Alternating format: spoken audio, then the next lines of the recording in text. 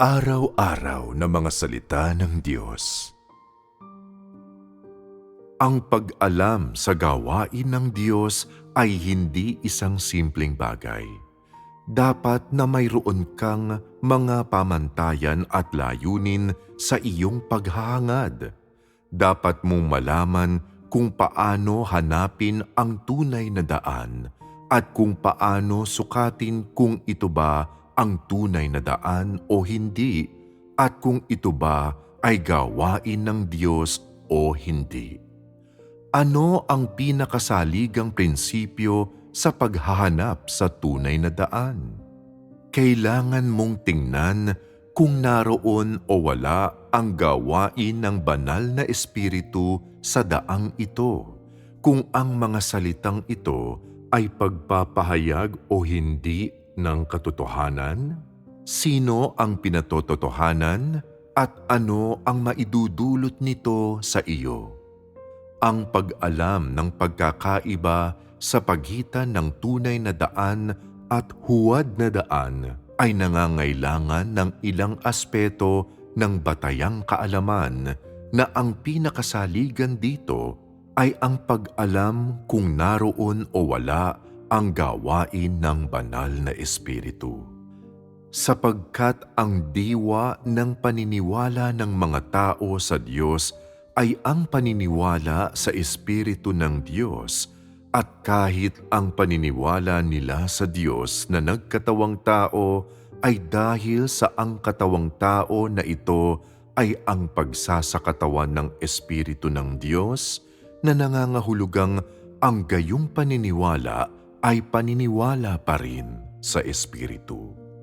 May mga pagkakaiba sa pagitan ng espiritu at ng katawang tao, ngunit dahil ang katawang tao na ito ay nagmumula sa espiritu at siyang salita na naging tao, sa gayon ang pinaniniwalaan ng tao ay ang likas na diwa pa rin ng Diyos. Kaya't sa pagkilala kung ito ay ang tunay na daan o hindi, higit sa lahat, dapat mong tingnan kung naroon o wala ang gawain ng banal na espiritu, at pagkaraan ay dapat mong tingnan kung mayroon o walang katotohanan sa daang ito. Ang katotohanan ang disposisyon sa buhay ng karaniwang pagkatao, na ang ibig sabihin ay yaong hiniling sa tao noong lalangin siya ng Diyos sa pasimula, at ito ay ang sumusunod ang karaniwang pagkatao sa kabuuan nito, kabilang ang katinoan ng tao, panloob na pananaw, karunungan, at ang batayang kaalaman ng pagiging tao. Ibig sabihin, kailangan mong tingnan kung madadala ba o hindi ng landas na ito ang tao sa buhay ng karaniwang pagkatao, kung ang katotohanan na sinasalita ay kailangan o hindi ayon sa realidad ng karaniwang pagkatao, kung ang katotohanan ito ay praktikal at tunay o hindi, at kung ito ay sadyang napapanahon o hindi. Kung may katotohanan, makakaya nitong pangunahan ang mga tao sa karaniwan at tunay na mga karanasan. Higit pa rito, nagiging lalong higit na karaniwan ang mga tao, lubos na nagiging ganap ang kanilang diwa, nagiging lalong higit na maayos ang kanilang buhay sa laman at ang espiritual na buhay, at nagiging lalong higit na normal ang kanilang mga emosyon. Ito ang ikalawang prinsipyo. May isa pang prinsipyo, at iyan ay kung nadaragdagan ba o hindi ang pagkakilala ng tao sa Diyos, at kung ang pagdanas ng ganoong gawain at katotohanan ay may kakayahan o wala na pumukaw ng pag-ibig sa kanilang loob para sa Diyos, at higit silang mapalapit sa Diyos. Sa ganito masusukat kung ito ang tunay na daan o hindi. Ang pinakasaligan ay kung ang daang ito ay makatotohanan imbes na supernatural at kung ito ay nakapagkakaloob sa buhay ng tao o hindi.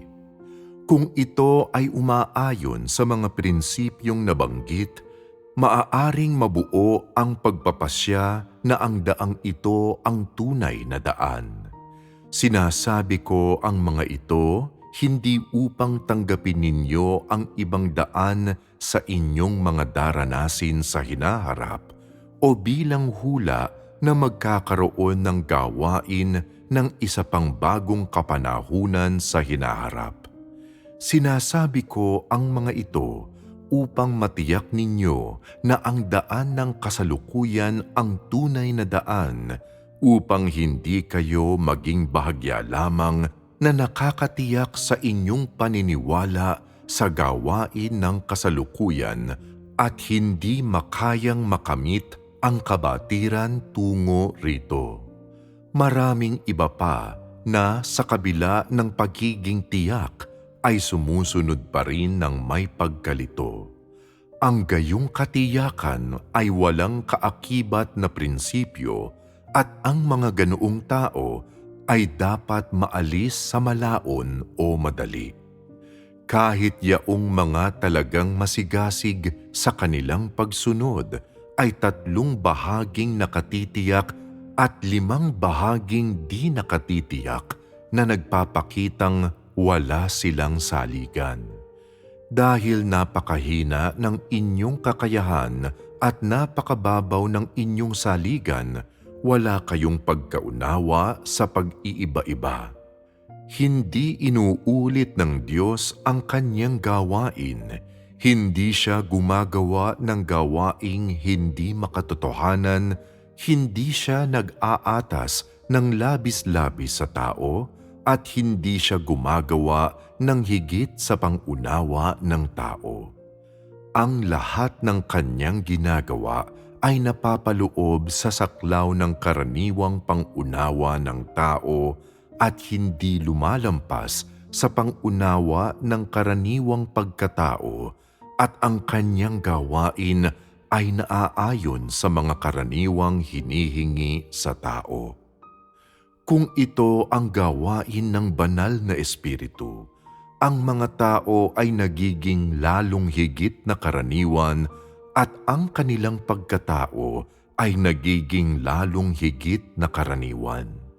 Nagkakaroon ng iba yung kaalaman ang mga tao tungkol sa kanilang tiwaling disposisyong malasatanas at ng diwa ng tao at nagkakaroon din sila ng higit na pag-asam sa katotohanan. Ang ibig lang sabihin, lumalago ng lumalago ang buhay ng tao at nakakayanan ng tiwaling disposisyon ng tao ang padagdag ng padagdag na pagbabago, na lahat ay siyang kahulugan ng pagiging buhay ng tao ng Diyos. Kung ang 100 ay walang kakayahang ihayag ang gayong mga bagay na siyang diwa ng tao, walang kakayahang baguhin ang disposisyon ng tao at higit pa rito, walang kakayahang dalhin ang mga tao sa harap ng Diyos o bigyan sila ng tunay na pagkaunawa sa Diyos at nagiging sanhi pa upang ang kanilang pagkatao ay higit pang maging mababa at ang kanilang katinuan ay higit pang maging hindi karaniwan. Ang daang ito, kung gayon, ay hindi ang tunay na daan at maaaring ito ay gawain ng masamang espiritu o ang lumang daan. Sa madaling salita, hindi ito ang gawain ng banal na espiritu sa kasalukuyan. Naniwala na kayo sa Diyos sa loob ng mga taong ito, ngunit wala kayong nahihiwatigan sa mga prinsipyo para sa pagkilala sa pagkakaiba ng tunay na daan at huwad na daan. o sa paghahanap sa tunay na daan. Karamihan ng mga tao ay hindi man lamang interesado sa ganitong mga bagay. Sumusunod lamang sila kung saan pumupunta ang karamihan at inuulit ang sinasabi ng nakararami. Paanong magiging ito ang tao na naghahanap sa tunay na daan? At paano masusumpungan ng ganoong mga tao ang tunay na daan? Kung inyong mauunawaan ang ilang mga pangunahing prinsipyong ito, hindi kayo malilinlang anuman ang mangyari. Sa ngayon, napakahalagang makaya ng mga tao na malaman ang mga pagkakaiba. Ito ang dapat na tinataglay ng karaniwang pagkatao at ito ang dapat taglayin ng tao sa kanyang karanasan. Kung hanggang sa kasalukuyan, wala pa ring naipagkakaiba ang mga tao sa kanilang pagsunod at ang kanilang pantaong diwa ay hindi pa rin lumago, napakahangal ng mga tao kung gayon at ang kanilang paghahangad ay mali at lihis. Wala ni bahagyamang pagkakaiba sa iyong paghahangad ngayon at samantalang ito ay totoo tulad ng iyong sinasabi na natagpuan mo na ang tunay na daan. Nakamit mo na ba iyon? Nagawa mo na bang makilala ang anumang pagkakaiba? Ano ang diwa ng tunay na daan? Sa tunay na daan, hindi mo nakamit ang tunay na daan. Wala kang nakamit na anuman sa katotohanan. Ibig sabihin, hindi mo nakamit ang hinihingi sa iyo ng Diyos, kaya't wala pa ring pagbabago sa iyong katiwalian. Kung ipagpapatuloy mo ang paghahangad sa ganitong paraan, sa huli ay tiyak na maaalis ka. Dahil nakasunod ka na hanggang sa araw na ito, dapat mong matiyak na ang natahak mo ng daan ay siyang tamang daan at hindi ka na dapat magkaroon ng mga pagdududa pa. Maraming tao ang laging nag-aalinlangan at humihinto sa paghahangad sa katotohanan dahil sa ilang maliliit na bagay. Ang mga gayong tao ay yaong walang kaalaman sa gawain ng Diyos. Sila yaong mga sumusunod sa Diyos ng may pagkalito. Ang mga tao na hindi nakakaalam ng gawain ng Diyos ay walang kakayahang maging mga kaniig niya o magbigay patotoo sa Kanya.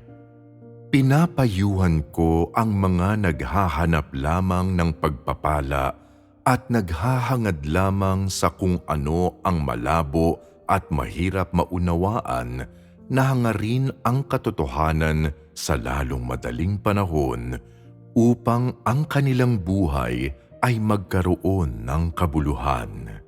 Huwag na ninyong linlangin pa ang inyong sarili.